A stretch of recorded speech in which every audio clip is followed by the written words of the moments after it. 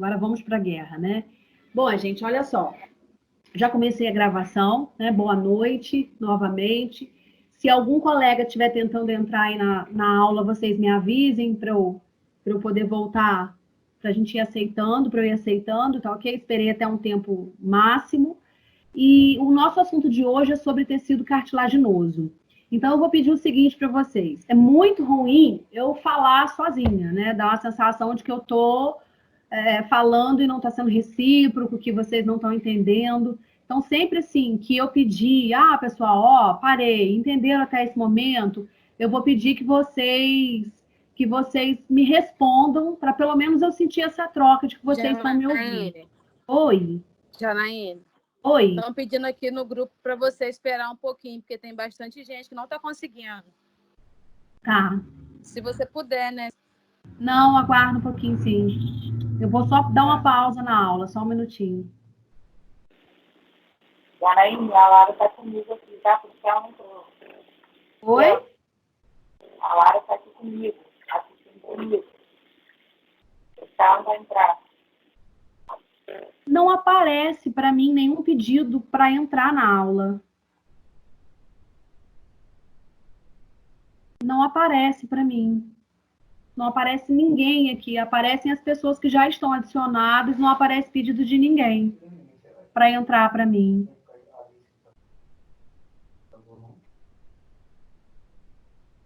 Eu não sei qual é o problema. Quantas pessoas, gente, a gente tem aqui na sala? Conta para mim aí, por favor. Somos 11 pessoas, não é isso?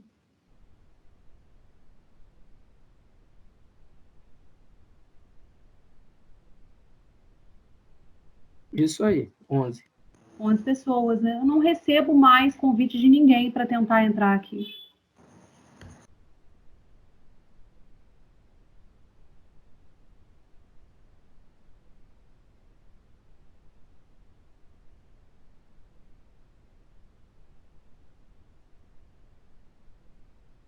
Eu vou começar, gente, porque a nossa aula está sendo gravada e se eu pausar aqui, eu estou com receio de não conseguir reiniciar, tá bom? À medida que os colegas forem entrando, vocês me avisem se forem mandando, porque aqui não aparece nenhum convite para mim, nenhuma aceitação. Então, se eu parar aqui nesse momento, eu acho que eu não consigo reiniciar a gravação, tá bom? De qualquer jeito, essa gravação, essa aula vai ser gravada e vocês poderão assistir depois, tá ok?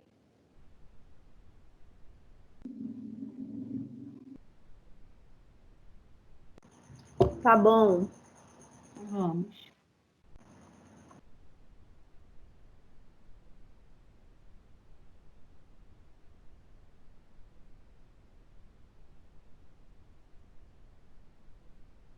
Só um minutinho.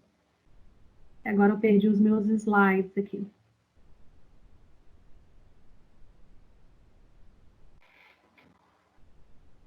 Tá aparecendo para vocês?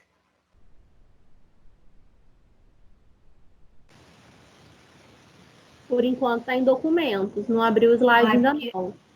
Tá, é porque vai reabrir. Enquanto isso, vamos ver se aparece mais alguém aí.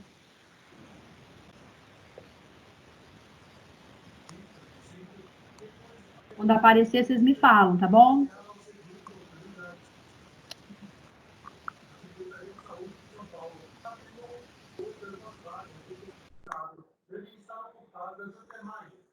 Pode possibilitar a chegada de novos pacientes. A reserva de emergencial no Hospital das Clínicas deve ser esgotada no máximo de julho. Tá abrindo, gente? Para mim, ainda não. Ainda não, professor. Continua em documentos. Tá. Isso aí. No caso de muitas imagens, ele fica um pouquinho pesado.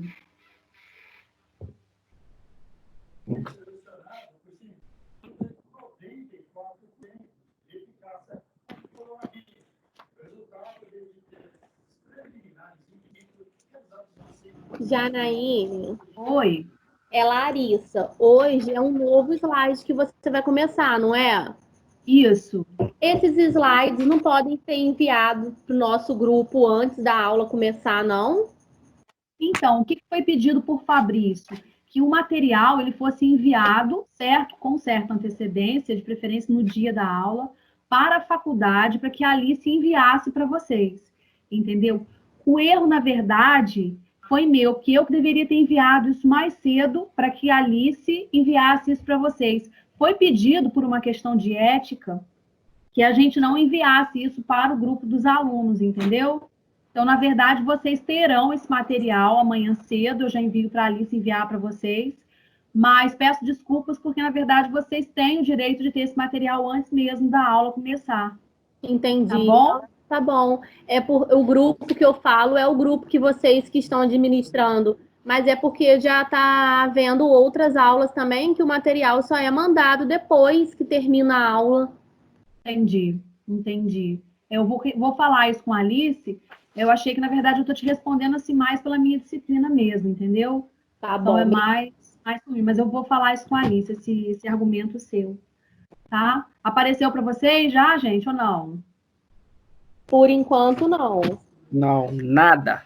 O que está aparecendo para vocês? Aqui onde a gata tá, gente. Documento dele. Opa, aqui onde a gata tá. Dentro do meu guarda-roupa, dentro da minha gaveta. Tá em documentos ainda, professor. Sai, gata. Mas está abrindo? Não tá que tá abrindo. Tenta abrir de novo. Vou tentar abrir novamente.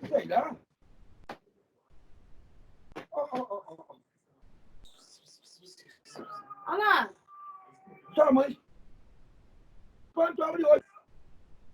Essa gata tá fazendo o que aí dentro dessa casa? Da onde essa gata apareceu? Tem jeito. Agora, tá? aí, né? Abriu. Abriu, né? Tá, então aqui. Abriu, Então vamos abriu. começar, tá? Eu vou colocar os slides maiores para a gente poder começar. Vamos lá. Gente, olha só. Olha os microfones aí, tá, galera? Para vocês não se confundirem com o áudio. À medida que eu for perguntando, vocês vão me dando uma resposta para a gente sintonizar aqui. A gente falou, né, na aula passada sobre o tecido conjuntivo, né? Nas primeiras aulas nós falamos sobre o tecido epitelial, certo? Que a gente viu que é um tecido de revestimento e que, na verdade, produz glândulas também. E a aula passada a gente falou sobre o tecido conjuntivo, certo? E falamos que o tecido conjuntivo, ele, na verdade, se especifica em alguns grupos. Existe o mais abundante, que é o tecido conjuntivo propriamente dito, né? Que tem a função básica de preencher as partes do corpo. E o tecido conjuntivo, ele ainda se subclassifica em alguns grupos específicos. Pessoal, cuidado com o microfone, tá bom? Com o áudio aí. Desliguem os microfones de vocês na hora que eu perguntar, e vocês liguem novamente, só para a gente não se perder no áudio aqui. E além do tecido conjuntivo propriamente dito, existem alguns outros grupos de tecido conjuntivo, que na verdade é o tecido conjuntivo adiposo. Pessoal, tem gente com o microfone bem aberto aí, vê se vocês conseguem sintonizar aí. É o microfone de Daiane, professora. Tenta desativar aí. Ela não está conseguindo... Será que ela está achando que o microfone dela está desligado? Bem provável. Mix, ela mijou ali. Pariu, gente. Manda uma mensagem para ela aí, gente. Senão a gente se perde aqui. E aí, além do tecido conjuntivo propriamente dito, existem grupos específicos. O primeiro a gente estudou semana passada, que foi o tecido conjuntivo adiposo, certo? O objetivo da aula de hoje, a gente, na verdade, iria estudar o tecido cartilaginoso e o tecido ósseo. Só que, à medida que eu fui preparando as aulas, eu fui observando que o tecido ósseo ele é muito grande, né? Então, eu preferi separar em aulas, certo? Falar hoje sobre o tecido cartilaginoso e na aula que vem sobre o tecido ósseo, que eu acho que vai ficar mais produtiva a nossa aula. Mandaram a mensagem aí para a Daiane? É porque tem outro áudio ligado. É o meu, gente. É porque apareceu uma gata dentro do meu guarda-roupa. Muito difícil. Olha, né? a aula está sendo gravada, hein, gente? Meu Deus, desculpa, gente. Tá bom, então vamos lá, pessoal.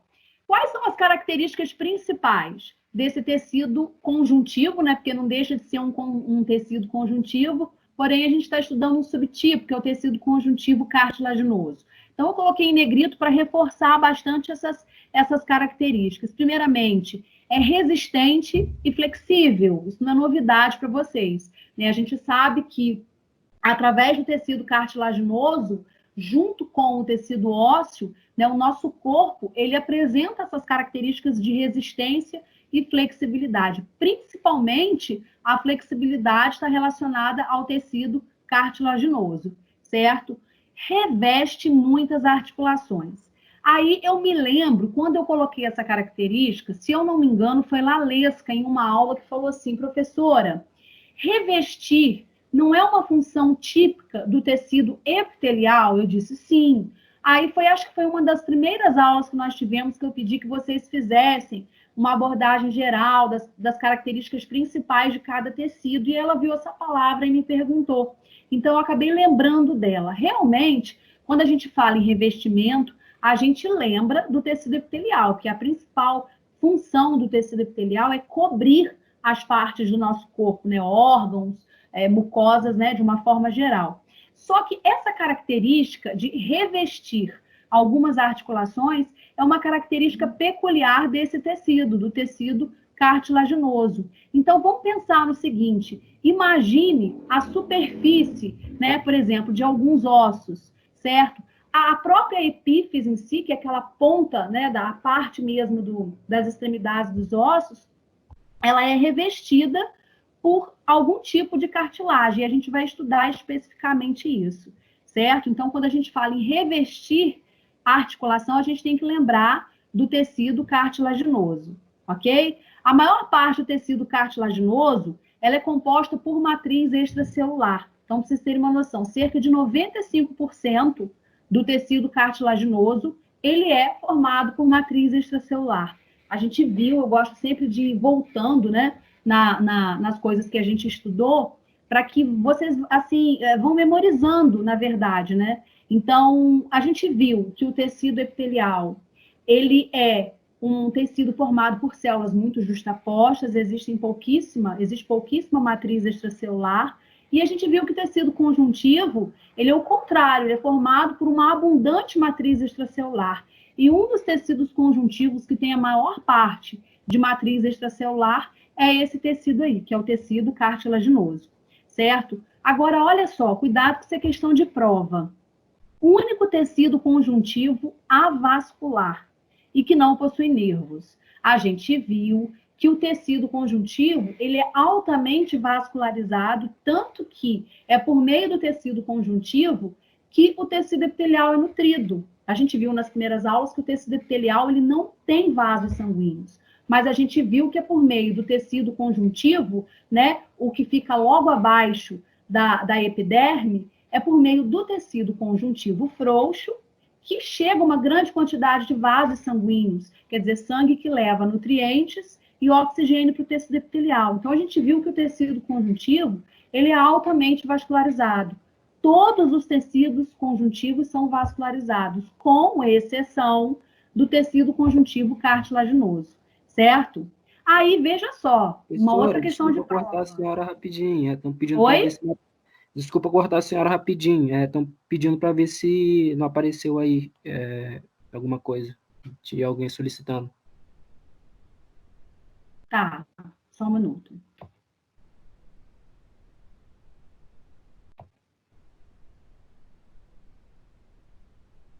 Não aparece. Não aparece ninguém. Vou avisar eles, tá bom? Obrigado. É o erro mesmo. Para vocês terem uma noção, eu tive que pedir a Fabrício para me adicionar na sala. Eu pedi a Fabrício para ele me adicionar na sala porque eu não estava conseguindo entrar. Então, pede para que entre em contato com ele, para ver se com ele ou com a Alice, ou por e-mail, por mensagem pelo grupo que vocês têm, pedindo para que adicione, porque eu não estou conseguindo adicionar por aqui. Ok? Ok, professora, pode continuar. Vamos lá, então.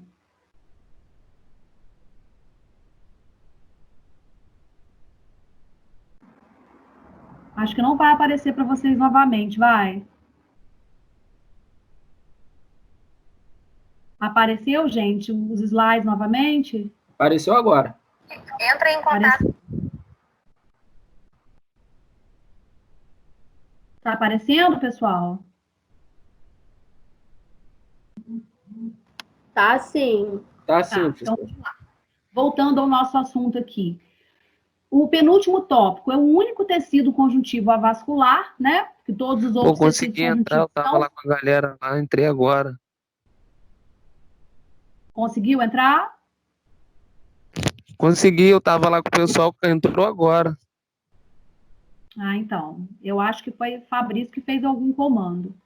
O pessoal que não conseguiu entrou novamente, entrou agora para poder fazer uma revisada geral, dar uma revisão geral? As pessoas agora sim. Sim. Entrei. Pede para entrar em contato comigo, gente.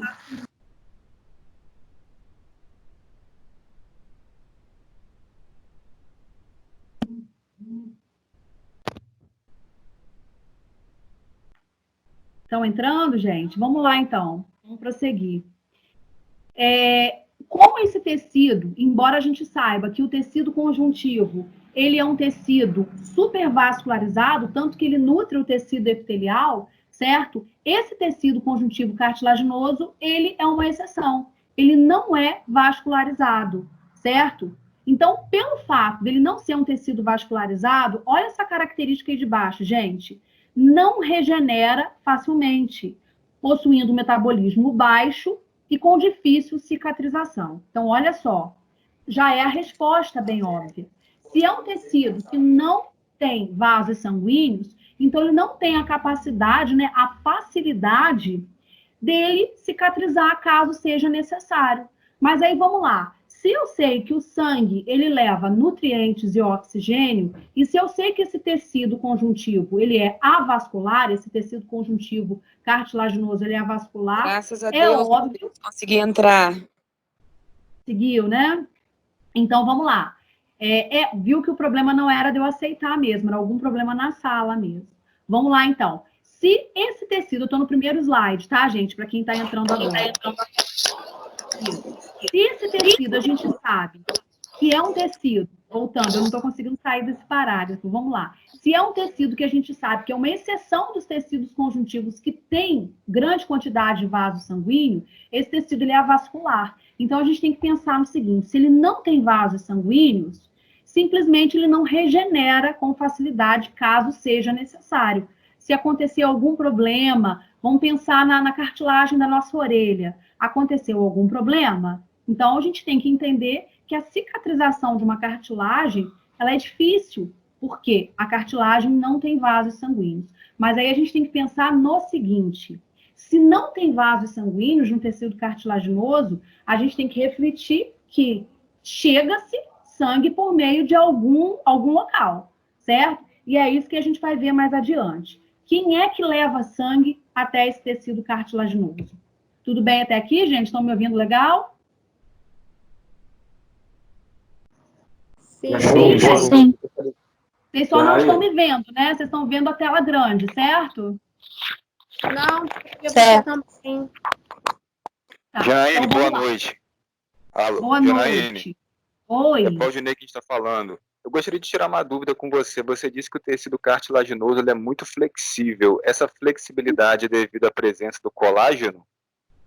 Ótima pergunta, Valdinei. Vocês vão ver que existem 3 tipos de cartilagem, certo? E uma das cartilagens, o que existe uma grande quantidade, existe, por exemplo, a cartilagem hialina, certo? Que é formada por colágeno tipo 2.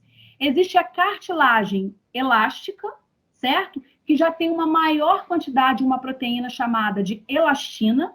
E existe a cartilagem, um tipo de cartilagem, gente, minha cabeça está tão cansada, e um tipo de cartilagem que é formada por um tipo de colágeno que é o colágeno mais denso, que é o colágeno tipo 1. Então, respondendo sua pergunta, Valdinei, o fato da flexibilidade dessa cartilagem é devido ao fato do colágeno e da elastina. São as 2 proteínas que exercem essa característica, que fazem com que a cartilagem tenha essa característica de flexibilidade. Ok, Valdinei? Ok, obrigado pela resposta. Obrigado. Achou. Então, vamos lá. Voltando para esse slide aqui. Lembra da pergunta que eu fiz para vocês anteriormente? Como que chega sangue para o tecido cartilaginoso, certo? Como que chega sangue para o tecido cartilaginoso?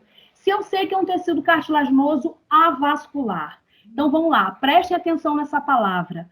Pericôndrio, uma palavra... Se eu perguntar para vocês qual é a palavra-chave quando a gente se refere a tecido cartilaginoso. Se eu perguntar para vocês sobre o termo de nutrição, vocês têm que lembrar do pericôndrio, certo? A gente viu que existem 3 tipos de cartilagem, a gente vai ver ao longo da aula, certo? O pericôndrio, ele faz parte de um tipo de cartilagem que a gente vai chegar lá, certo? O que é o pericôndrio? O pericôndrio nada mais é do que um conjunto de células que fazem parte do tecido conjuntivo denso. E é por meio do pericôndrio que chega uma grande quantidade de sangue até o tecido cartilaginoso. Então, se eu perguntar para vocês, bom, o tecido cartilaginoso ele é avascular. Como que chega sangue, certo? A gente vai ver que existe um tipo de cartilagem, que é a cartilagem elástica, que ela recebe toda essa nutrição, todo esse suporte sanguíneo através do pericôndrio, que é esse conjunto de células do tecido conjuntivo que leva esse sangue até essa cartilagem. Ok, gente? Tudo bem até aqui? Sim. Sim. Então, vamos lá. Aí existe uma palavra aí que vocês já viram várias vezes, né, que são os condrócitos, certo? E a matriz extracelular. Então, na verdade, aqui está faltando uma palavra, um grupo de células aqui. Quem é que lembra? Um grupo de células do tecido conjuntivo cartilaginoso. A gente tem os condrócitos, mas quem mais que está faltando aí? Está passando os slides ou está no primeiro slide? Estou no segundo. Está passando aqui não. Para mim, tá no primeiro ainda, para mim. Não tá aparecendo pra gente que você mudou o slide. Não. Ué.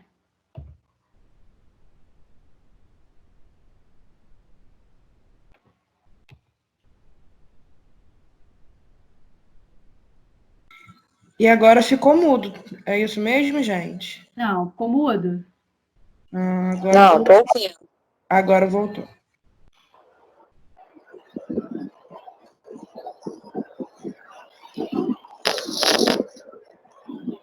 Gente, vê se reaparece aí. Apareceu primeiro. Agora. Agora tá no segundo. Não foi. Agora foi.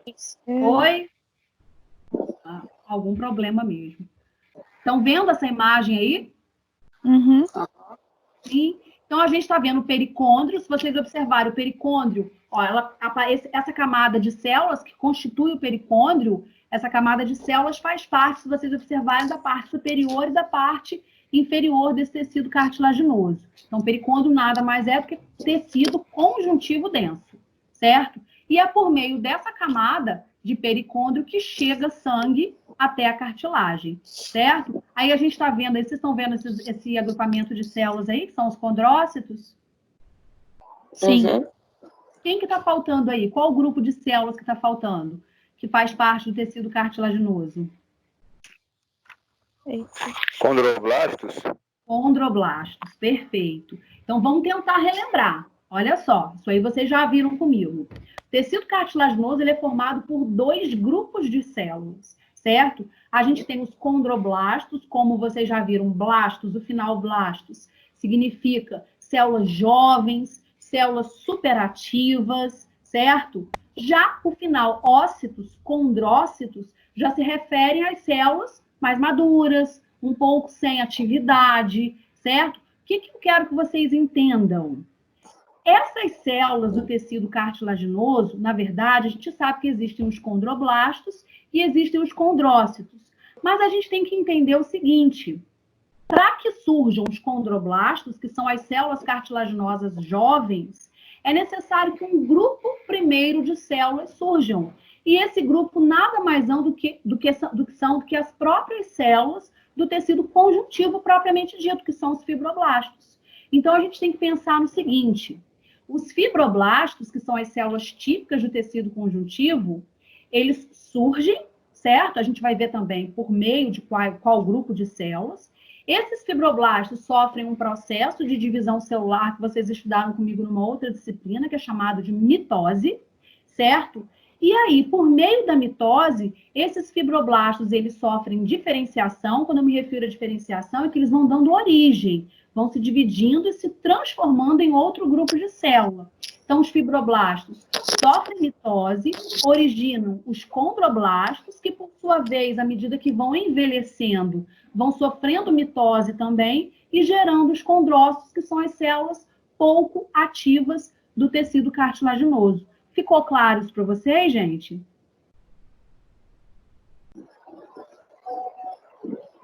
Sim? Sim. Sim? Vou passar para o slide seguinte, ver se aparece para vocês aí. Oi. Oi? Então, vamos lá, tá?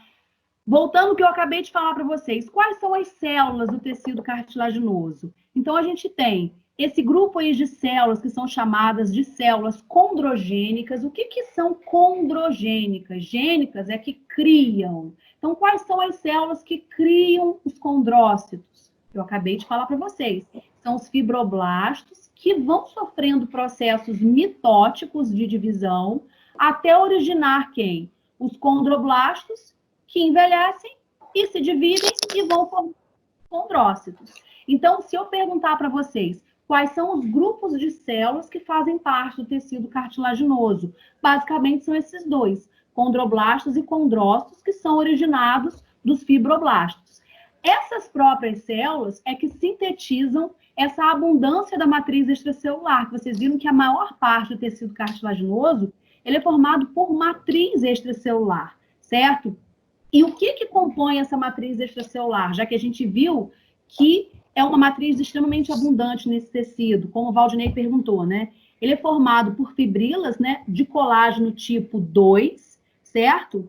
Existem as fibras elásticas também, que são compostas pela proteína elastina, ok? O colágeno também, né? Existe o colágeno tipo 1 também, vocês vão ver que existem cartilagens que são bem resistentes, certo? A substância fundamental, o que tem de diferente aí? Na verdade, só tem uma palavrinha de diferente com relação à substância fundamental do tecido cartilaginoso. Que palavra que vocês estão vendo aí que a gente não viu quando se refere ao tecido conjuntivo adiposo?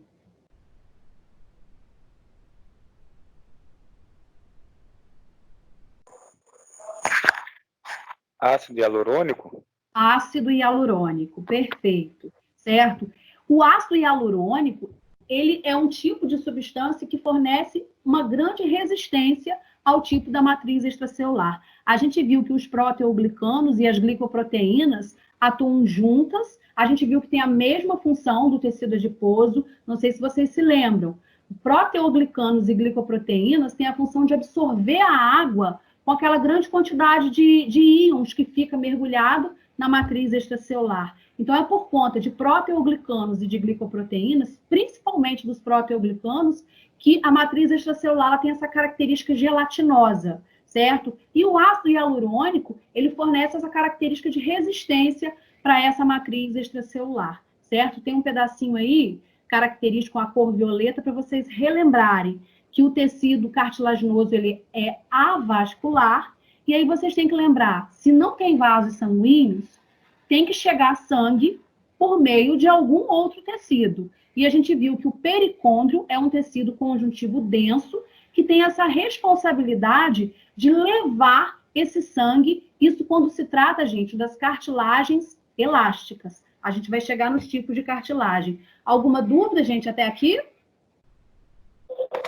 Janaíne, esse ácido hialurônico é aquele mesmo que algumas mulheres, algumas pessoas usam para fazer preenchimento labial? Perfeito! Ele, inclusive, pode ser manipulado. Perfeito! Muito boa lembrança, Valdinei. É isso aí. Perfeito. É esse componente mesmo. Mais alguma dúvida? Professor? Oi. Não, só para avisar que o Hugo não conseguiu entrar, mas eu chamei ele por videochamada aqui no WhatsApp, ele está aqui também, tá? Tá ótimo. Tranquilo. Peço até desculpas, tá, gente? Eu não sei qual foi o erro. A aula passada fluiu tão bem, entramos. eu não sei qual foi o erro. Eu, por exemplo, entrei na sala e para eu voltar, eu tive que sair para testar os slides. Quando eu retornei, eu mesmo não consegui entrar. Eu tive que ligar para Fabrício e pedir para que ele me inserisse novamente na sala. Então, eu peço desculpas pelo enrolar dessa aula hoje, mas tudo vai finalizar bem, se Deus quiser. Tem um pessoal aqui reclamando que saiu da aula sem querer. Quem saiu? Acho que foi a Camila. Entendi. Sem querer, ela falou que saiu. Aí não está conseguindo retornar. Sim. Ok. Não, tá tranquilo. Essa aula está sendo gravada e eu estou disposta a resolver qualquer dúvida, caso vocês queiram. Inclusive, eu vou pedir o seguinte para vocês. A gente foi liberado, né, que criasse, se fosse, né, necessário, que criasse um grupo no WhatsApp, um grupo informal, certo? Não é o grupo formal que vocês têm com o Fabrício, com a Alice. Caso queira tirar dúvida e tal, então vocês podem formar esse grupo e se vocês quiserem me incluir, eu estou disposta para tirar dúvida de vocês. Tá bom? Vamos lá, então. Uma pergunta que eu já fiz no slide anterior. Como que ocorre a nutrição nesse tipo de tecido conjuntivo cartilaginoso, já que a gente sabe que existem cartilagens que são avasculares, né? Então, vamos lá. Como é um tecido avascular, a nutrição e a oxigenação, né, que na verdade os nutrientes e o oxigênio, eles são levados por meio do pericôndrio. Isso eu falei para vocês, que é um tecido conjuntivo denso, vascular e com nervos. Aí é que tá, gente. Por meio do pericôndrio, existe a extrema importância da cicatrização. Vocês vão ver nos slides seguintes por que muitas das vezes isso acontece muito com atletas, né? Pessoas que lutam, lutadores de jiu-jitsu, enfim. Às vezes fica com a cartilagem deformada. A gente vai entender o porquê. Esse pericôndrio, que é um tecido conjuntivo, à medida que a pessoa ela vai realizando exercício físico, exercícios que são brutais, né? O que vai acontecendo? Há um atrito intenso da cartilagem com esse tecido conjuntivo, com o pericôndrio. Então, esse esforço, esse esmagamento que acontece, né, entre o tecido conjuntivo, que é o pericôndrio, e a cartilagem, provoca simplesmente uma lesão na cartilagem, né, na orelha propriamente dita, e simplesmente essa lesão impede que essa cartilagem, por conta da falha do pericôndrio, né, já que houve esse atrito, envie sangue até essa cartilagem. Então, simplesmente acontece o quê? Um processo que a gente chama de periocondrite, que é a inflamação do pericôndrio. A orelha ela fica deformada, não existe como ela ser moldada novamente, já que não chega sangue até essa parte. Então, a pessoa fica com aquela deformação na orelha, e muitas pessoas, às vezes, por questão de estética, operam, outras não, certo? É só uma questão mesmo de curiosidade para vocês, ok?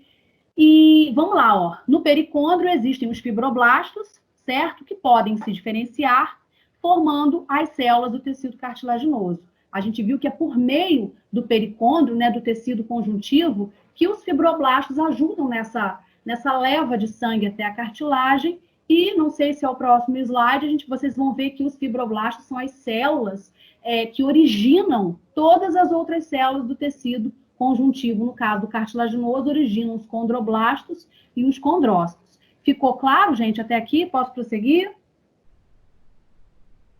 Pode. Posso? Pode. Sim, ficou claro. Bom, nada de novo aí, já expliquei isso para vocês, né? O pericôndrio, a cartilagem, o pericôndrio, ou seja, a gente tem nas bordas, né, do tecido conjuntivo cartilaginoso, a gente tem pericôndrio, certo? E a gente tem as células cartilaginosas na parte mediana desse tecido. Vamos lá. Aí eu coloquei no cantinho para vocês, certo? Qual a importância desse pericôndrio? Por meio do pericôndrio é que as células cartilaginosas recebem sangue, recebem nutrientes, recebem oxigênio e conseguem, né, muitas das vezes, regenerar quando esse pericôndrio ele não é lesionado. Vocês estão vendo os slides direitinho, gente? Sim. Sim. Essa imagenzinha aí, por exemplo, é uma imagem que caiu uma vez numa questão de vestibular. Não me lembro qual foi o vestibular. Exatamente para vocês enumerarem aí o que significa 1, 2, 3 e 4, né? O 1 são os condroblastos, que são as células mais jovens, né? As células extremamente ativas, são as que produzem grande quantidade da matriz extracelular, certo? O 2, que são os condrócitos, que, na verdade, são os condroblastos maduros, né? Que, quando os condroblastos se diferenciam por mitose, eles vão gerando essas células mais maduras, que são os condrócitos. A gente tem um grupo chamado grupo isógeno. Então, vamos lá. Eu não sei se eu coloquei essa explicação nos slides, mas é super interessante que vocês entendam. Esses grupos isógenos, eles também são chamados de lacunas, certo? O que é isso? À medida que as células mais antigas do tecido cartilaginoso, que são os condrócitos, né? À medida que essas células elas vão perdendo a sua atividade, perdendo a função, elas vão se igualando, certo? E vão se aglomerando como se fossem caixinhas. Por isso que muitas das vezes são chamadas também de lacunas. E essas caixinhas, essas lacunas, elas formam grupos de células, que são chamadas de grupos isógenos, certo? Então, grupo isógeno nada mais é do que um aglomerado de condrócitos que perdeu a sua função. Tudo bem?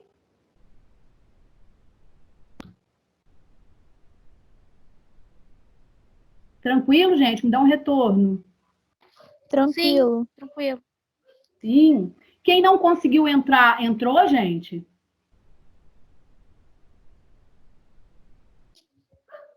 Eu consegui depois daquela hora. Ah, então tá. Então tá jóia. Vamos lá. Eu também consegui, já tem bastante tempo. É, ótimo. Quem tá falando? Quem falou agora? Foi Janine, quem mais? Isso. Lalesca. Lalesca, você viu quando eu toquei no seu nome? Sim. Viu, né? Acho que foi você que me fez essa pergunta, né? Então, vamos lá, gente. Prosseguindo aqui também. É por isso que eu não gosto de dar aula, gente, com slide. Na verdade, eu vou atropelando os slides, porque as explicações vêm à minha memória antes de eu seguir os slides. Então, eu prefiro realmente explicar sem slide, mas como aqui o processo é mais formal, a gente acaba utilizando os slides. Já expliquei isso para vocês. Processo de diferenciação dos fibroblastos. Quando a gente fala, o que é diferenciação? Né, Janaína, o que é diferenciação? Diferenciação é fazer com que uma célula se transforme em uma outra célula, certo? A gente sabe que todas as nossas células vêm especificamente da medula óssea. A gente vai estudar o tecido hematopoético, certo? Mas existem células que originam, quando a gente se trata do tecido conjuntivo, né? Essas células elas vão se diferenciando umas nas outras, e quando a gente trata do tecido conjuntivo cartilaginoso, os fibroblastos são essas células que dão a origem, na verdade, aos outros grupos de tecido, às outras células do tecido cartilaginoso. Então, coloquei bem explicadinho para vocês entenderem quando vocês forem estudar. Ó, os fibroblastos sofrem diferenciação e passam por processos mitóticos. Gente, muita atenção nessa palavra mitótico. Além da mitose, a gente sabe que existe um outro tipo de divisão celular, que é a meiose, né? E a gente tem que lembrar, por isso que eu nem dei andamento na disciplina agora, na parte de embriologia, porque eu teria que voltar em mitose e em meiose, e ia ser um pouco complexo nesse momento, ia misturar um pouco a cabeça de vocês. Então, eu preferi prosseguir com o conteúdo todo de histologia, para a gente depois seguir o conteúdo de embriologia. Enfim, relembrando um pouquinho, mitose e meiose. Mitose é um tipo de divisão celular que originam quatro células no final, certo? Células simplesmente diploides, com 46 cromossomos. Já a meiose, ela só ocorre com células que envolvem o processo sexual, formação, por exemplo, de gametas sexuais, que são os espermatozoides e os óvulos. Então, quando a gente fala em divisão celular, diferenciação de células, células que vão se dividindo, se transformando, originando outras células, se perguntar em algum momento, cuidado com verdadeiro ou falso, com julgar afirmativa, se tiver lá processo meiótico, está errado. O processo ele é mitótico. Então, os fibroblastos sofrem mitose, formam os condroblastos, que, por sua vez, com o tempo, também vão originando os condrócitos, que são as células mais antigas, né? E são as células que ainda produzem matriz extracelular? Sim, porém, em menor quantidade. Eu expliquei para vocês, falei que talvez não teria nos slides, mas eu coloquei para vocês aí, ó. À medida que os condrócitos eles vão perdendo a sua atividade, eles vão se tornando, né, células mais antigas, células inativas, e eles vão criando uma aglomeração em forma de lacuna, né, ou cápsula, até tem essa nomenclatura também, lacuna ou cápsula, formando esses grupos isógenos. Ficou claro, gente, isso para vocês?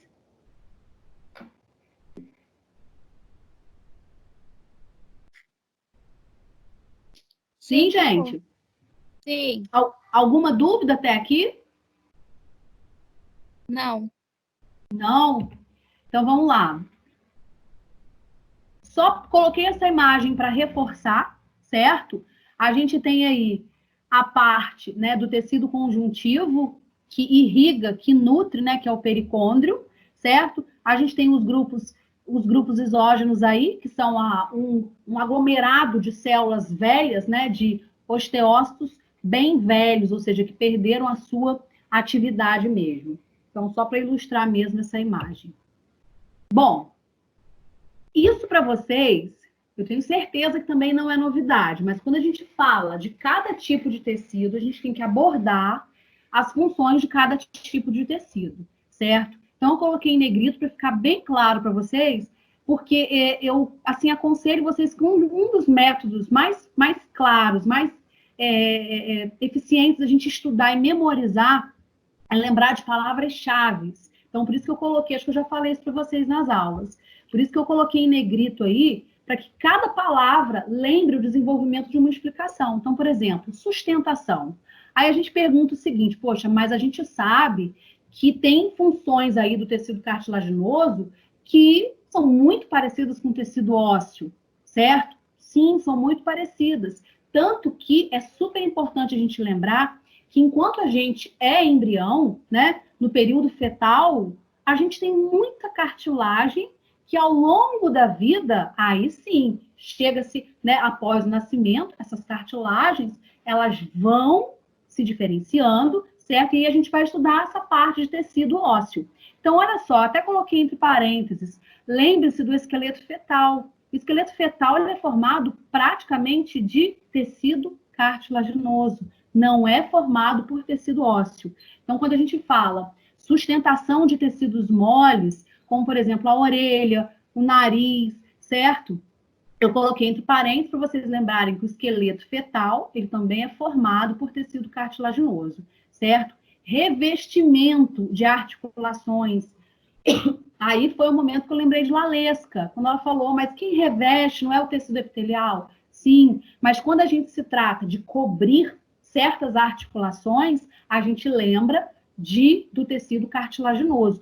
Tanto que existe um grupamento de cartilagens que são chamadas de cartilagens articulares, mas o nome mesmo dela é cartilagem alina. Ela é conhecida como cartilagem articular porque ela reveste as articulações, certo? Então, olha só, coloquei outras palavras-chave, ó. Revestimento de articulações, auxiliando a absorção de choques mecânicos e protegendo contra atritos entre os ossos. Pensa no seguinte, se os ossos não tivessem cartilagem entre eles, iria ser muito fácil, a gente teria muito mais facilidade de quebrar os ossos. Então, as cartilagens ajudam nesse sentido, de revestir, né, e proteger o espaço que existe entre os ossos, certo? Permitindo também a flexibilidade. Graças a qual proteína? Foi até a pergunta que Valdinei fez no início, elastina, certo? Modelagem de ossos. Então, a cartilagem ajuda a modelar ossos. A epífise, para quem não se lembra, né, da disciplina anterior que a gente teve de anatomia, a epífise é uma das partes dos ossos. A gente sabe que o osso ele é formado por epífise e diáfise, certo? Então, quando a gente fala na extremidade óssea, a gente lembra de epífise. Tudo bem? Posso prosseguir? Ai, gente, eu faço tanto de barulho. Falem comigo. Posso prosseguir? Pode. Posso. Silêncio me assusta. Vamos lá, acho que eu pulei um slide aqui. Não, pulei não. Pergunta importante. Pergunta para realmente promover o raciocínio crítico. Se eu perguntasse isso para vocês sem essa resposta que está aí no slide, vocês saberiam responder qual é a relação entre os hormônios e as cartilagens? Coloquei uma figura super importante que mostra, né, o popularmente gogó, né, o pombo de Adão. Então, vamos lá. Tem a ver, cartilagem com hormônio? Tem tudo a ver. Né? Testosterona, que é o hormônio sexual masculino, junto com esse hormônio do crescimento, que é o GH, que também é conhecido como hormônio somatotrófico, esse hormônio, vamos lá, vamos falar popularmente, a testosterona, ele ajuda muito no crescimento de cartilagem. Então, eu gosto muito de voltar para o popular. Por isso que mulheres que tomam anabolizante, que têm uma enorme carga de testosterona, simplesmente elas ficam com um gogó grande, né? Porque simplesmente essa quantidade de testosterona promove o crescimento da cartilagem. Vocês vão ver que a cartilagem, o nosso esôfago, a traqueia em si, vocês vão ver que existe uma formação, certo? De grande quantidade de cartilagem. Então, a elevação desse ponto, né, desse gogó em si, se deve muitas vezes por causa da testosterona. Por isso que homens têm esse ponto mais elevados e mulheres que tomam anabolizante acabam também ficando com esse gogó mais elevado, certo? Em compensação, gente, testosterona ajuda, né, no aumento da cartilagem, certo? Em contrapartida, tudo que vem do estrógeno, certo? Ou então substâncias, por exemplo, feitas à base de cortisona, vão inibir esse crescimento. Então, vamos levar em consideração uma criança que durante muitos anos de sua infância seja medicada por uma grande quantidade de cortisona. Talvez isso prejudique, certo? Se a gente pensar num raciocínio científico, um raciocínio crítico, isso vai prejudicar, sim, o crescimento dessa criança. Tudo bem? Sim. Sim. Vamos lá, expliquei para vocês. O que é isso aí? Pericondrite. Tudo que termina com it significa inflamação, né? Então, inflamação no pericôndrio. Se vocês lerem aí, tá super explicadinho. Quando eu fiz esses slides, eu tive o maior cuidado para vocês pensarem. Eu descrevi palavra por palavra para realmente vocês terem um material de apoio para relembrarem mesmo minha fala durante a explicação. Então, olha só, olhando essa orelha, o que a gente observa? Foi o que eu falei para vocês, certo? O pericôndrio, que é essa camada de tecido conjuntivo denso, vai sofrendo atrito, né? Ou a pessoa se movimenta muito, aí eu sempre gosto de lembrar nessa situação de atletas, certo? Pessoas que lutam, e aí vai promovendo esse atrito da cartilagem da orelha com o pericôndrio. Então, o tecido conjuntivo promove esse atrito com o tecido cartilaginoso. Conclusão, fere esse tecido conjuntivo, certo? Feriu, causou inflamação, o que a gente chama de pericondrite, né? It vem de inflamação, então inflamação no pericôndrio. E pericôndrio é quem? É justo a camada de tecido que leva sangue para a cartilagem. Então, se feriu, essa cartilagem ela vai sofrer um processo no qual não vai receber, vai ter uma lesão, não vai receber mais sangue do pericôndrio. E aí ela começa um processo de cicatrização. É como se forçasse uma barra para novas células cartilaginosas surgissem ali, mas como não recebe uma quantidade de sangue devida, forma como se fosse um modelo totalmente deformado, certo? Então, muitas pessoas vão para o lado estético e operam. Ah, isso causa algum prejuízo na vida? Não, simplesmente vai ser um prejuízo estético mesmo, ok? Coloquei esse quadrinho, na verdade eu nem coloquei, tá, gente? Eu peguei ele realmente de uma aula e achei muito interessante. São 3 informações super importantes, ó. A cartilagem não possui vasos sanguíneos, nem nervos, certo? Por isso a sua capacidade de regeneração é tão difícil. Então precisa receber sangue de algum local, certo? Resumindo esse quadro, ao longo, veja só, gente, ao longo da nossa vida, simplesmente essa cartilagem ela também vai se desgastando. Daí é que vem muitos processos no qual a gente tem um pouco de dor. E aí vocês vão ver lá no último slide o que eu vou pedir para vocês pesquisarem. Por exemplo, quando a gente fala de hérnia de disco, por que a pessoa que tem hérnia de disco sente tanta dor? Está relacionado com a cartilagem. que a cartilagem faz que promove dor? Aí a gente pensa, mas peraí, cartilagem não tem nervo, cartilagem não tem sangue. Se não tem nervo, como que minha cartilagem vai sentir dor? Eu quero que vocês pesquisem sobre isso. Na verdade, o que vai acontecer? Eu vou dar uma dica quando eu chegar no slide final. Ok? Vamos lá. Importante, tá? Vamos falar, a gente está quase terminando. A nossa aula hoje, graças a Deus, ela não é tão grande, porque a gente acabou perdendo um pedaço inicial da aula por conta de problema aqui para eu entrar na aula. Vamos lá. O que tem de importante? Possuímos 3 tipos de cartilagem. A cartilagem hialina, também é conhecida como cartilagem articular, tá? Se vocês virem esse nome, cartilagem hialina, articular ou sinovial, tem o mesmo nome, tá? É a mesma cartilagem. A gente tem a cartilagem elástica e aí a gente tem a cartilagem fibrosa. Aí vamos pensar, lembrei de Valdinei, por isso que é bom vocês, muitas das vezes, vocês irem falando comigo, porque eu vou lembrando das situações. Valdinei perguntou, a cartilagem ela é resistente por causa do colágeno? Quando se trata da cartilagem fibrosa, ela é altamente resistente por causa de colágeno tipo 1, que é o tipo de colágeno mais resistente que a gente tem. Então, pensa, por exemplo, do tipo na cartilagem, né, do menisco, ou seja, a cartilagem no nosso joelho é formado por cartilagem fibrosa e é altamente resistente por conta dessa quantidade de proteína, né, de colágeno tipo 1. Então, eu vou falar de uma por uma para vocês nesse momento, certo? Nem todas as cartilagens possuem pericôndrio. Falei para vocês sobre isso. Na verdade, só um tipo de cartilagem que possui pericôndrio. Aí a gente tem que pensar, se só um tipo de cartilagem possui pericôndrio, então os outros 2 tipos têm que receber sangue de algum outro lugar. Então, fiquem bastante atentos com relação a isso, tá, gente? Se vocês observarem em algum momento que disser que a cartilagem hialina tem pericôndrio, de acordo com o maior livro de histologia, que é o de Junqueira e Carneiro, cartilagem hialina não tem pericôndrio, tá? Nem a hialina e nem a fibrosa, apenas a elástica. Então, a gente vai estudar uma por uma. Conforme eu falei aí, ó, as cartilagens hialinas e as cartilagens fibrosas não possuem pericôndrio.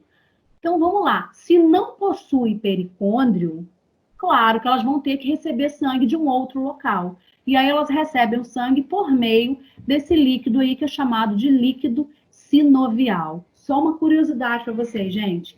Esse líquido, né, ele é um líquido para lubrificar. Ele serve para lubrificar, certo? As cartilagens. E por meio desse líquido, por isso que a cartilagem hialina, ela também é conhecida como cartilagem sinovial. Ela pode ter 3 nomes: hialina, articular ou sinovial, certo? Por causa da grande quantidade desse líquido sinovial. Só para vocês terem uma curiosidade, quando a gente estala os dedos, na verdade, o que se movimenta nesse estalar dos dedos que promove o barulho? É esse líquido sinovial, certo? Que faz parte dessas cartilagens. Da cartilagem, no caso, que recobre as articulações dos nossos dedos. Vamos lá. Temos esses 3 tipos de cartilagem aí, a cartilagem hialina, elástica, e a cartilagem fibrosa é conhecida, né? Ela é mais conhecida como fibrocartilagem. Mas aí é só para vocês entenderem que ela também é conhecida como cartilagem fibrosa. Certo? O que a cartilagem hialina tem? Primeiramente, fibras de colágeno. Colágeno tipo 2, tá, gente? Quem tem colágeno tipo 1 são as cartilagens. Qual o tipo de cartilagem que eu falei para vocês? Cartilagem fibrosa, tá? Vocês estão me ouvindo, gente? Sim. Uhum. Tranquilo? Eu tô falando rápido demais ou não? Professora, tem uma dúvida. Janaíne. Oi.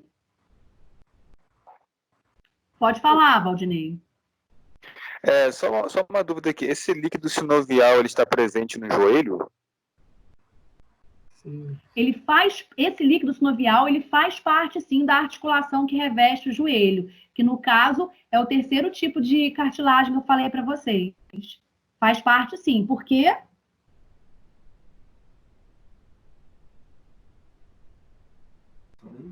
Para lubrificar os ligamentos. Isso aí. Vocês já ouviram, às vezes, as pessoas falarem assim, existem pessoas onde o líquido sinovial, às vezes, popularmente, as pessoas nem entendem. O líquido está se secando. Quando a gente escuta esse termo, é esse líquido aí, que as pessoas não sabem que é o líquido sinovial, certo? Mas à medida que ele vai se secando, algum problema vai acontecendo na cartilagem. Tudo bem? Alguém mais queria fazer alguma pergunta? Sou eu, professora, não, deu meio que uma curiosidade, o que difere esses colágenos, tipo colágeno tipo 1, tipo 2, tipo 3, tipo 4, qual é a diferença de um para outro? Ótima pergunta. O colágeno, ele nada mais é do que uma proteína, certo? E as proteínas, elas são formadas por cadeias de aminoácidos. O que difere? O colágeno, ele tem uma estrutura de aminoácido muito parecida, o colágeno tipo 1, 2, 3. Pensa como se fosse uma cadeia, um código genético onde uma letra vai modificando. É mais ou menos assim para se formar uma proteína, certo? São estruturas, o conjunto, a aglomeração de aminoácidos. O que difere um colágeno tipo do outro? Esse arranjo. E quanto menor o número do colágeno, mais resistência ele dá para essa estrutura. Por exemplo, essa cartilagem, né, a que a gente viu anteriormente, que é a cartilagem fibrosa, ela é formada por colágeno tipo 1. Todas as estruturas que são formadas por colágeno tipo 1, onde vocês virem colágeno tipo 1, ele é mais resistente. Ficou claro, Nando? Sim, professora, show de bola, valeu. Vamos lá, então.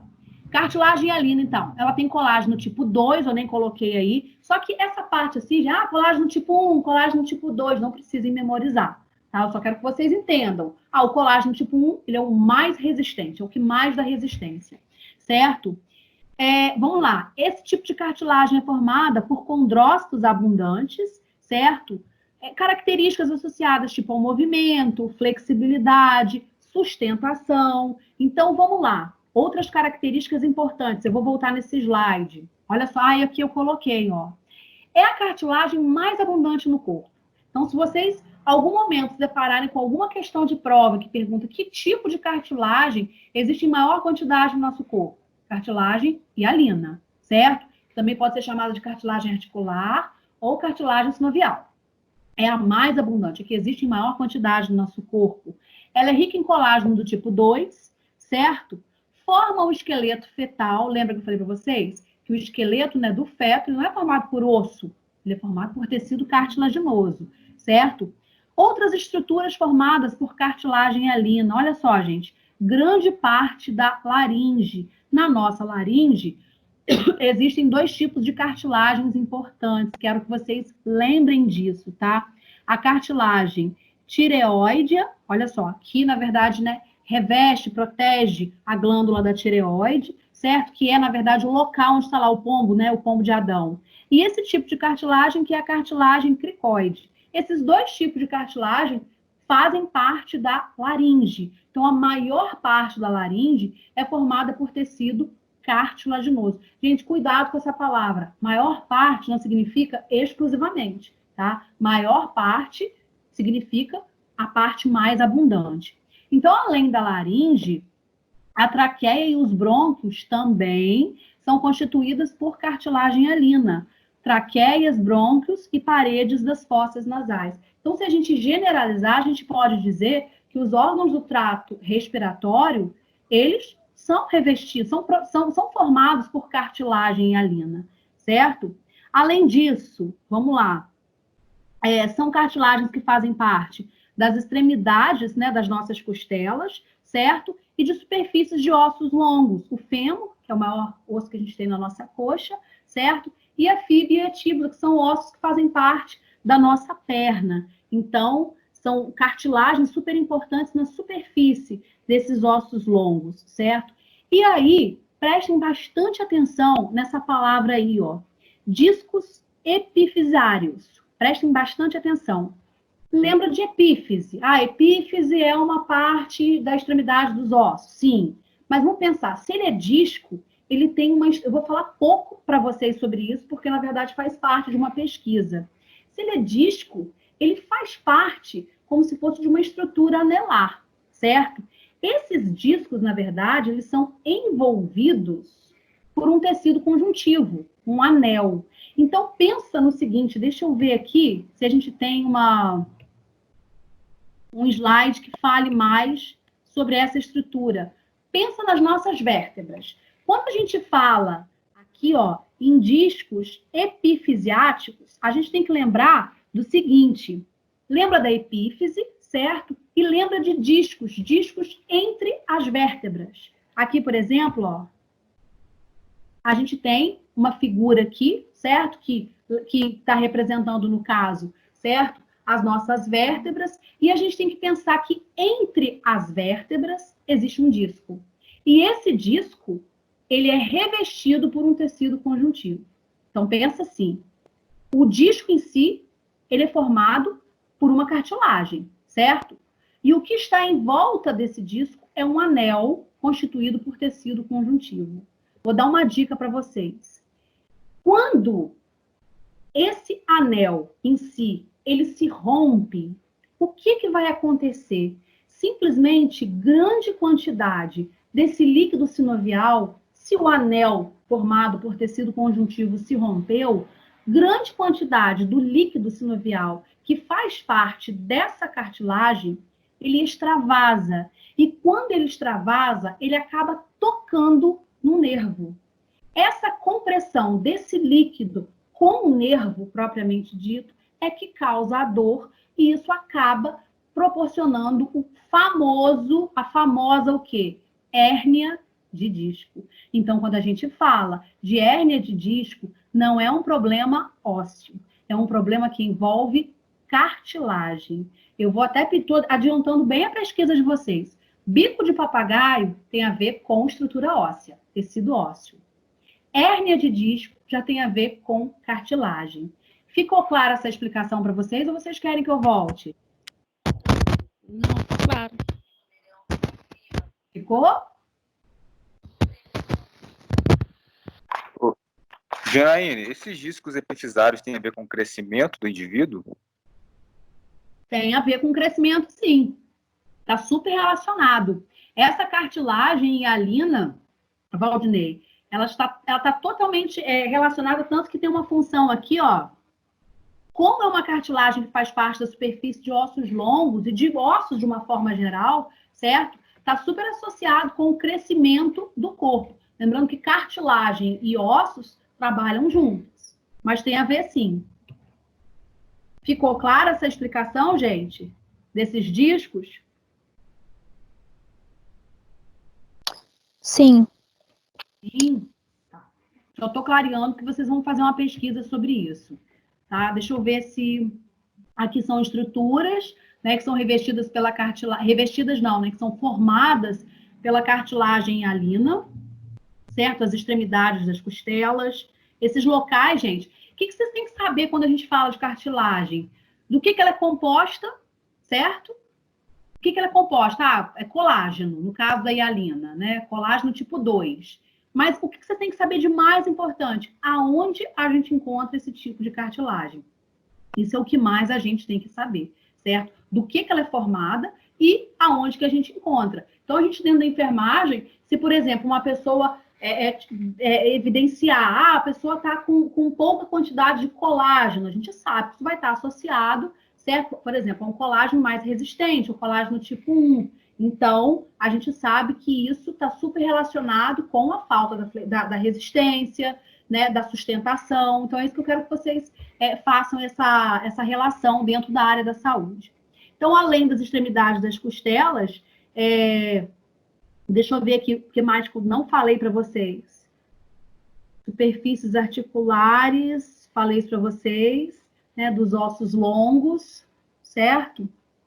Vou falar sobre o joelho, novamente para vocês. Lembra que eu falei para vocês que uma estrutura, ela não necessariamente ela é formada por um tipo só de cartilagem? O joelho, por exemplo, ela tem cartilagem hialina e tem um outro tipo de... Ele tem a cartilagem hialina e tem um outro tipo de cartilagem, que é a formada por colágeno tipo 1, que é a mais abundante. Vou chegar lá no joelho. O joelho também tem cartilagem hialina, tá, gente? É formada basicamente por 2 grupos de cartilagem. E aí a gente vai chegar lá. Falei isso para vocês, certo?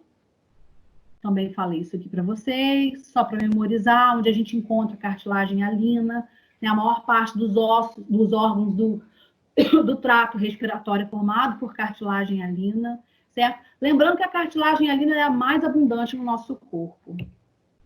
Cartilagem elástica. Também tem colágeno, gente? Também tem colágeno, certo? Só que ela é formada por uma grande quantidade de fibras elásticas. Então, ela tem, na verdade, uma grande quantidade de elastina, certo? Está aí na terceira característica. Bom, vamos lá. Possui pericôndrio. Então, olha só, cuidado com essa característica. A única cartilagem que possui pericôndrio é a cartilagem elástica. A primeira cartilagem, a gente viu que ela é nutrida pelo líquido sinovial, certo? Então, vamos lá. Aonde que a gente encontra essa cartilagem elástica, que é formada basicamente por elastina? Tem colágeno? Tem, mas é formada basicamente por elastina. Aonde que a gente encontra? A estrutura da nossa orelha, gente, praticamente ela é formada por cartilagem elastina. Pavilhão auditivo, que na verdade faz parte da nossa orelha externa, certo? Essa parte do meato, aí a gente resume basicamente ao canal auditivo, certo? E a tuba auditiva nada mais é do que o tímpano, a membrana. Nessa tuba auditiva a gente tem um tímpano, que fornece esse equilíbrio, né? O equilíbrio que a gente tem, quer dizer, faz parte da orelha média, né? Então, é importante, da parte interna, é importante que vocês saibam que a orelha, de uma forma, né, de uma estrutura geral, é composta por cartilagem elástica, ok? Então, falou da orelha, lembra de cartilagem elástica. O que representa essa imagem aí, gente? Eu nem coloquei, já está escrito, né? Epiglote. Eu nem coloquei uma explicação, porque eu tenho certeza que vocês vão se lembrar. A epiglote, por que ela é formada por... Qual é o óbvio? Ela relaciona a função com a pergunta que eu vou fazer para vocês. Tá? A função da epiglote. Por que ela deve ser formada por cartilagem elástica? O que vocês podem me responder? Porque ela tem que se Por fechar, causa da movimentação do pescoço, para ela não fechar. É devido à passagem do alimento. Devido à passagem do alimento, ela tem que se fechar para a passagem do alimento, não seria? Isso aí. Vamos lembrar, a epiglote ela é uma válvula, né, que se localiza, a gente vê nos livros, se localiza na faringe, muitos falam que se localiza na faringe, mas um pouquinho acima da laringe, certo? Então, a epiglote, ela faz parte, certo? Ela é uma válvula que faz parte, praticamente, da faringe, que é um órgão comum ao sistema digestório e respiratório. Então, vamos relembrar. Essa válvula tem que se fechar e se abrir a todo momento. Se a gente está engolindo o alimento, a epiglote ela tem um mecanismo de fechar em direção, certo, aos pulmões, para impedir que esse alimento não vá para o trato respiratório, sim desça em direção ao estômago.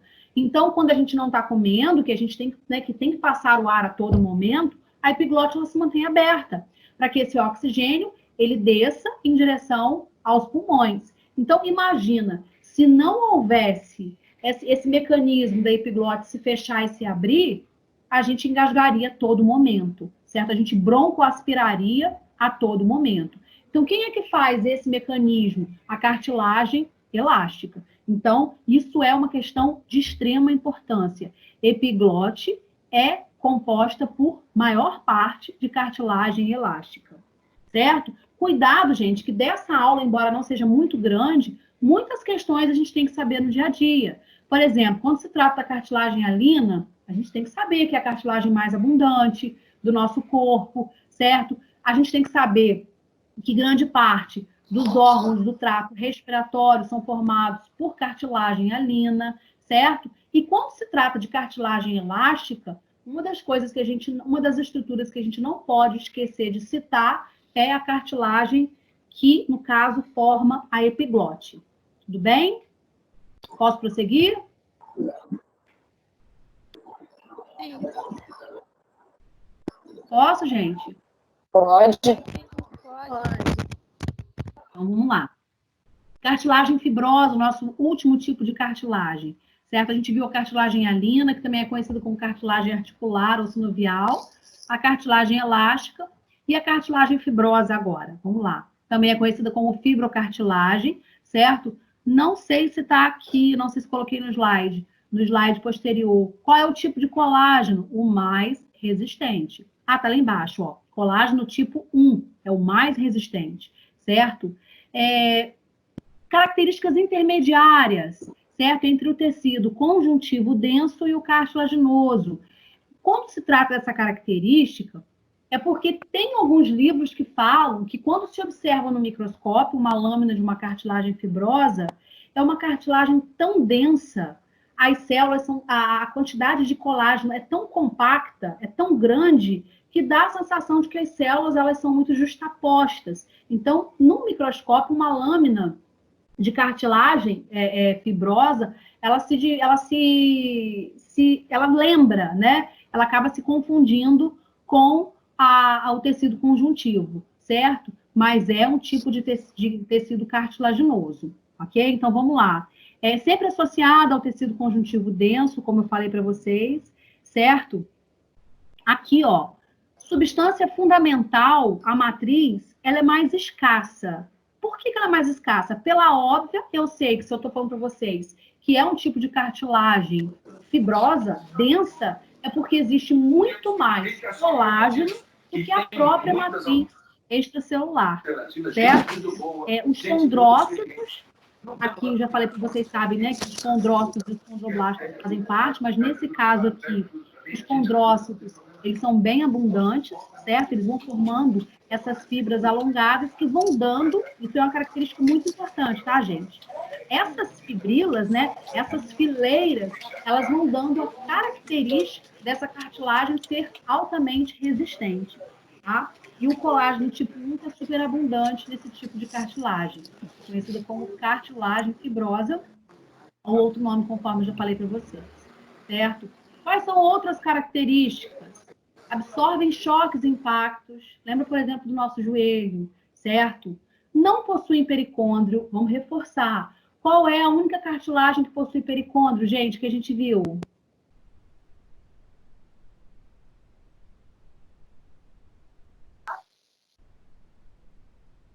Hein, gente?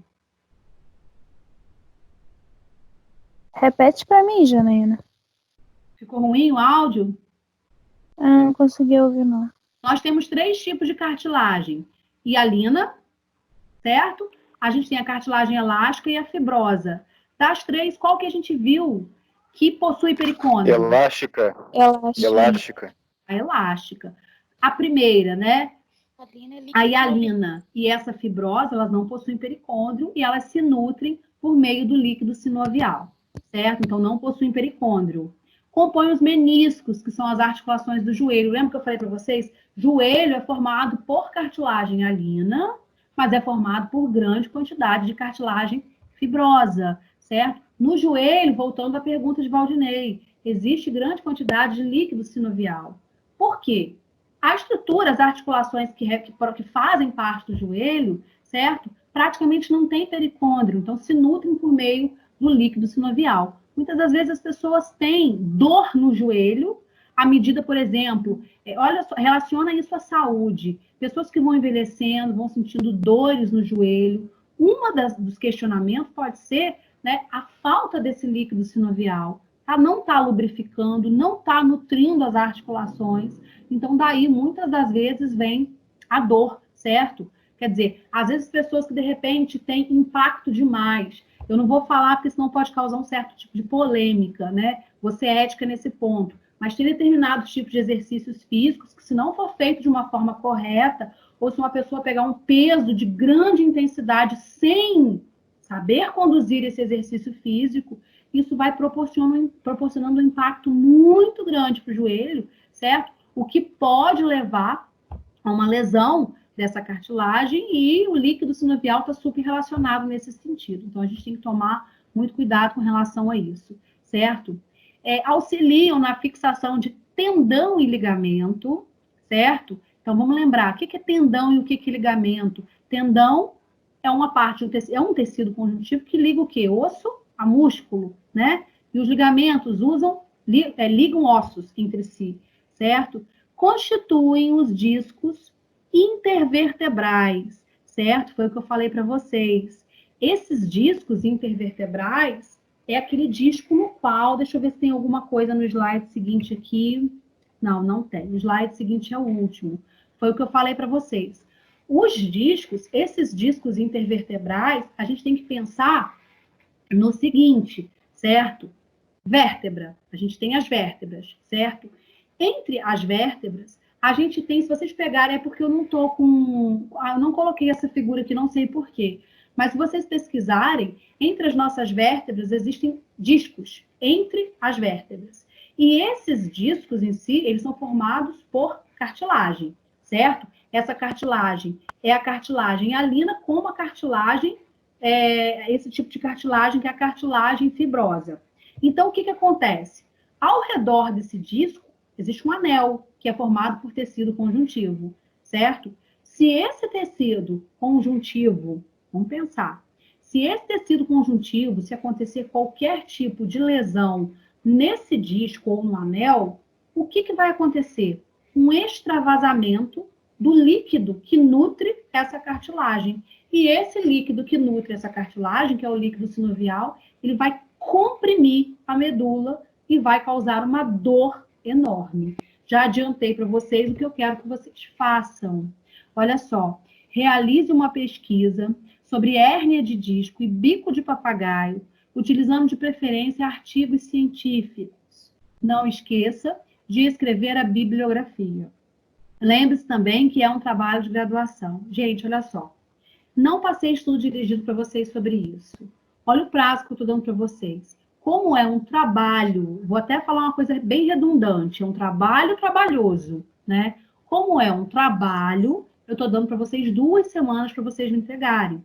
Então, não precisa me entregar isso na semana que vem. Só tomem cuidado, porque semana que vem eu vou falar sobre tecido ósseo. E aí sim eu vou pedir para vocês me entregarem a atividade de tecido ósseo para uma semana que vai bater essa data de 29 de abril. Então, cuidado com relação a isso. Ficou claro isso para vocês, gente? Uhum. Certo? Ficou então, olha sim. só. Só para vocês ficarem atentos. Hoje teve uma... não sei se foi daqui ou se foi de outra escola, que me perguntou como que eu vou avaliar a presença de vocês. De acordo com as regras da faculdade, pelo fato de muitos alunos não terem acesso, não conseguirem entrar, por isso que a gente está gravando a aula, né? A presença não vai ser registrada de acordo com a aula, a presença aqui online, mas sim de acordo com o envio das atividades. Então, fiquem bastante atentos com relação a isso, certo? Esse trabalho vai bater com o trabalho de semana que vem, vocês têm 15 dias para me entregarem. Aí eu falo para vocês, muitos alunos, mas aluno terceiro período, artigo científico, já começa a ter medo. Eu não estou pedindo para vocês fazerem um artigo científico, eu estou pedindo para vocês pesquisarem em artigos científicos, se vocês colocarem no Google Acadêmico, colocarem essa palavra-chave aí, né, hérnia de disco, e depois pesquisarem bico de papagaio, vocês vão encontrar um monte de artigo científico. O que eu quero que vocês façam realmente nesse trabalho? Descrevam para mim o que é a hérnia de disco, o que é o bico de papagaio, certo? Como vocês vão pesquisar em artigo científico, cada parágrafo praticamente que vem sendo explicado vem entre parênteses o nome do autor. Então, vocês têm que citar esses nomes dos autores. Não estou pedindo, fique bem claro, não estou pedindo que vocês façam segundo as normas da ABNT, que é a Associação Brasileira. Não. Eu estou pedindo só para vocês utilizarem como fonte de pesquisa artigo científico, certo? E a forma de vocês pesquisarem no Google Acadêmico. Coloquem lá como palavras-chave, né? De forma isolada. Primeiro, hérnia de disco, vocês vão ver um monte de artigo, e depois vocês coloquem o bico de papagaio. Vocês vão ver artigos de um monte de coisa, de educação física, de enfermagem, não importa, deem preferência em enfermagem, mas se vocês acharem algum artigo voltado para atletismo, não tem problema. O que eu quero é que vocês me expliquem o que são esses problemas em si, certo? E não deixem de colocar coisas importantes, como, por exemplo, o que causa, que tratamento, que tipo de cuidados. Se vocês acharem, não é obrigatório, tá? Eu estou dizendo que isso, sim, enriquece o trabalho. Se vocês acharem algum tipo de cuidado voltado para a enfermagem, alguma coisa assim, ótimo. Se não acharem, não tem problema. O fato de vocês irem lendo esses artigos, se ler um e já é o suficiente, ótimo. Mas se achar que um não está legal, leia um outro, certo? Isso vai aprimorando vocês a se acostumarem, porque eu confesso para vocês que quando o aluno ele se depara com esse nome artigo científico, ele tem medo, parece que é uma monografia. Então, é só para vocês já irem se familiarizando, né? Até embolei, com artigos científicos. Não esquecer de colocar capa, certo? Direitinho e tal, a capa. Não precisa de sumário, nada disso não, até porque não vai ser um trabalho grande, é uma coisa, né, sintetizada. Mas lembrem-se que vocês estão fazendo um trabalho bem formal de graduação. Tudo bem? Alguma dúvida até aqui? Tudo bem. Qualquer dúvida, a gente pode te mandar mensagem, né? Mandar mensagem para a Camila e Camila te repassar. Pode sim. Se vocês quiserem criar, se achar necessário, criar um grupo do WhatsApp para tirar dúvidas, foi porque até o momento a gente não fazia isso, porque a faculdade, né, de repente achar já alguma coisa ética e tal, mas vocês têm a liberdade, se quiserem criar um grupo e colocar, pode, já foi permitido, ou se quiserem me mandar mensagem pessoalmente também, pode me mandar também, tá bom? Estou aqui para poder ajudar vocês. Peço desculpas pela aula de hoje, gente. Esse início foi um pouco conturbado, a plataforma não abriu para mim como abriu na primeira aula, entendeu? Não abriu para mim como na primeira aula. E aí eu fiquei um pouco confusa, até mesmo a forma de apresentar um slide, eu me senti um pouco perdido com relação a isso. Mas o importante acho que agora vocês estão me vendo, né? Estamos. Agora, a aula inteira. Eu detesto isso da aula só por slide. Eu gosto de que vocês me vejam e gosto de ver vocês. Da primeira aula, eu vi um monte de gente. É muito melhor com o professor essa troca, né? Ficou claro, gente? Ou vocês têm alguma dúvida? Querem tirar alguma dúvida? Você vai enviar esse slide hoje para a gente? Então, amanhã eu envio para Camila não, eu envio para Alice. Eu peço desculpas no iníciozinho da aula, eu falei para vocês. O correto seria eu ter enviado antes da aula, para vocês acompanharem. Essa é a regra, tá? Mas eu confesso para vocês que eu não consegui terminar a tempo esses slides para enviar isso para vocês. Então, eu vou enviar para Alice amanhã cedo, certo? Foi pedido que não enviasse de maneira informal para algum aluno. Eu vou enviar para a Alice amanhã cedo, e aí ela vai enviar para vocês, no grupo de vocês, para tarde, vocês já estarem com esses slides. Vocês vão receber sim. Bom? Tá bom, então. Alguma dúvida?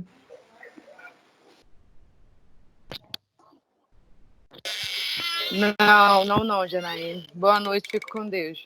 Tá, vocês também. Beijos, até semana que vem, tá? Tchau. Até semana que vem. Tchau. Tchau.